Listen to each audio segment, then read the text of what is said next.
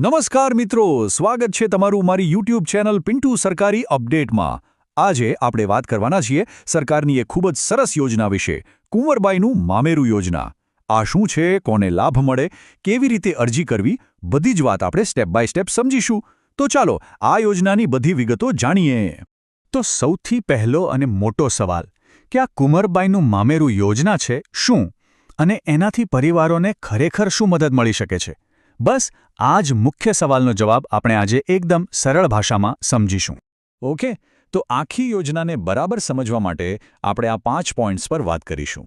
સૌથી પહેલાં જોઈશું કે યોજના શું છે, પછી કોણ કોણ અરજી કરી શકે છે, એના નિયમો, કયા કયા ડોક્યુમેન્ટ્સ જોઈશે, એપ્લિકેશન કેવી રીતે કરવાની, અને છેલ્લે અમુક ખાસ વાતો જે બિલકુલ ભૂલવાની નથી। ચાલો ત્યારે શરૂઆત કરીએ આપણા પહેલા અને સૌથી અગત્યના ટોપિકથી, પાત્રતાના માપદંડો।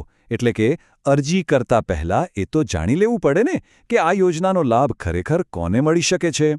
જુઓ, પાત્રતા માટે સૌથી પહેલી અને મુખ્ય શરત છે પરિવારની વાર્ષિક આવક।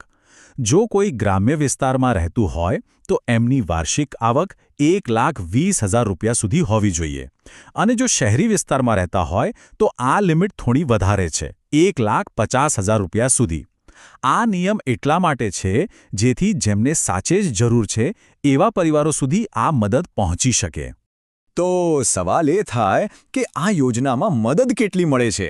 તો જુઓ, સરકાર તરફથી પાત્રતા ધરાવતા પરિવારને કન્યાના લગ્ન માટે સીધા એમના બેંક ખાતામાં 12,000 રૂપિયાની સહાય આપવામાં આવે છે। લગ્નના ખર્ચમાં આનાથી ચોક્કસપણે થોડી તો રાહત મળે જ છે। હવે એક બીજો નિયમ છે જે ખૂબ જ મહત્વનો છે, એ છે ઉંમરનો। કાયદા પ્રમાણે લગ્ન સમયે દીકરીની ઉંમર ઓછામાં ઓછી 18 વર્ષ અને દીકરાની ઉંમર 21 વર્ષ હોવી જ જોઈએ। આમાં કોઈ છૂટછાટ નથી। આ નિયમનું પાલન કરવું એકદમ ફરજિયાત છે। આવક અને ઉંમર સિવાય બીજી પણ કેટલીક વાતો છે। આ યોજના ખાસ કરીને સામાજિક અને શૈક્ષણિક રીતે પછાત વર્ગો અને આર્થિક રીતે નબળા વર્ગો માટે બનાવવામાં આવી છે। અને હા, એ પણ યાદ રાખવા જેવું છે કે એક પરિવારમાંથી વધુમાં વધુ 2 દીકરીઓના લગ્ન માટે જ આ સહાય મળે છે। અને સૌથી ઇમ્પોર્ટન્ટ, અરજી ક્યારે કરવી? તો લગ્ન થઈ જાય એના 2 વર્ષને અંદર અરજી કરી દેવાની હોય છે। ઓકે, તો પાત્રતા વિશે તો બધું જાણી લીધું। હવે વાત કરીએ ડોક્યુમેન્ટ્સની। અરજી કરવા માટે કયા કયા કાગળિયા તૈયાર રાખવા પડશે? ચાલો એક ચેકલિસ્ટ જ બનાવી લઈએ એટલે કોઈ જરૂરી ડોક્યુમેન્ટ રહી ન જાય।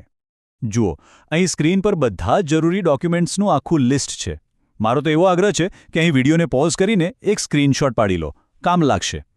આમાં જુઓ, મુખ્યત્વે તો કન્યા અને વરના આધાર કાર્ડ જેવા ઓળખપત્રો, આવકનો દાખલો અને સૌથી ખાસ મેરેજ સર્ટિફિકેટ એટલે કે લગ્ન નોંધણીનું પ્રમાણપત્ર, આ તો જોઈશે જ।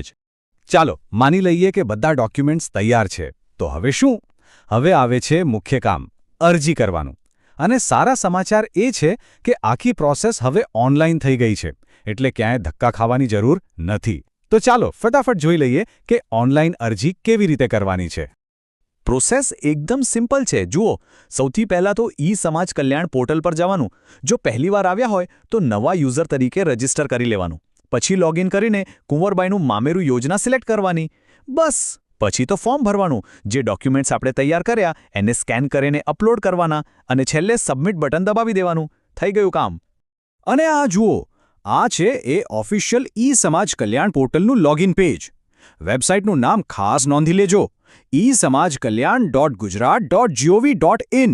હંમેશા આ જ ઓફિશિયલ વેબસાઇટ પરથી અરજી કરજો, જેથી કોઈ ખોટી જગ્યાએ માહિતી ન પાઈ જાય અને કોઈ છેતરપિંડીનો ભોગ ન બનાય। ચાલો હવે આખી વાતચીત પૂરી કરતા પહેલા અમુક સૌથી મહત્વના પોઈન્ટ્સને ફરી એકવાર ફટાફટ રિવાઇઝ કરી લઈએ। આ એવી વાતો છે જે ભૂલાવી ન જોઈએ। સૌથી પહેલું અને સૌથી અગત્યનું, ટાઈમ લિમિટ, લગ્નના 2 વર્ષની અંદર જ અરજી કરવાની છે। બીજું, યાદ રાખજો કે અરજી હંમેશા કન્યાના નામે જ કરવાની હોય છે। અને ત્રીજું, ફાઇનલ સબમિટ કરો એ પહેલાં બધા ડોક્યુમેન્ટ્સ બરાબર અપલોડ થયા છે કે નહીં, સ્પષ્ટ દેખાય છે કે નહીં, એ 2 વાર ચેક કરી લેજો। નાની ભૂલના કારણે અરજી રિજેક્ટ ન થઈ જાય એનું ધ્યાન રાખવાનું।